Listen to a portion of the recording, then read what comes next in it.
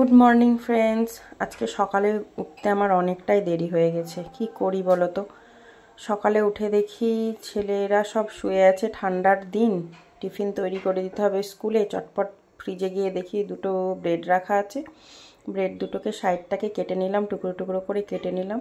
একটু বাটার গলিয়ে নিয়েছি। বাটারটার মধ্যে আমি একটু রসুন ক্র্যাশ করে নিয়ে নেব। রসুন যার ইচ্ছে দিতেও পারে, নাও পারে, কিন্তু আমার একটু ভালো লাগে বলে রসুন ক্র্যাশ করে নিচ্ছি। তারপরে ওর মধ্যে আমি দিয়ে দেব একটু বিট নুন। তারপরে আমি দিয়ে দেব একটু মিক্স হার্ব বা অরিগ্যানো থাকলেও চলবে, আর একটু গোলমরিচ পাউডার দিয়ে আমি ওটাকে ভালো, আর চিলি ফ্লেক্স দিতে হবে।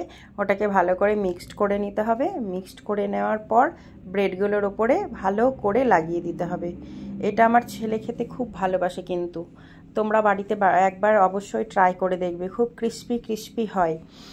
চলো আমি আবার ওটাকে স্টার্ট করি। ভালো করে ওটাকে আমি ব্যাটারটাকে মিক্সড করে নিয়ে ব্রেডের মধ্যে লাগিয়ে দিচ্ছি। ভালো করে এপিট ওপিট করে ব্রেডের মধ্যে লাগিয়ে দিতে হবে।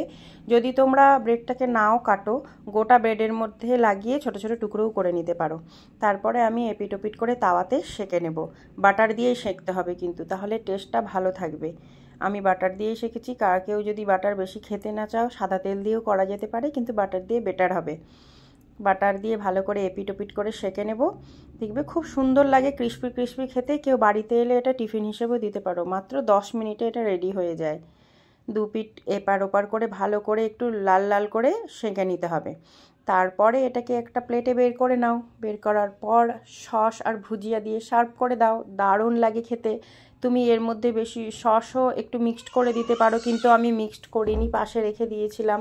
সসটা মিশে গেলে একটু ভেজা ভেজা হয়ে যায়, তাই আমি সসটা ওর সাথে মিক্সড করে নিয়ে পাশে রেখে দিয়েছিলাম, আর ভুজিয়া দিয়ে সার্ভ করেছিলাম। মানে আমার ছেলের টিফিনে দিয়ে দিয়েছিলাম। এটা আমি প্রায় বিকেলে টিফিন হিসেবে সবাইকে দিয়ে থাকি, বাড়িতে নিজেও খাই, আর খুব সুন্দর খেতে হয়ে থাকে। অবশ্যই বাড়িতে একবার ট্রাই করে দেখো।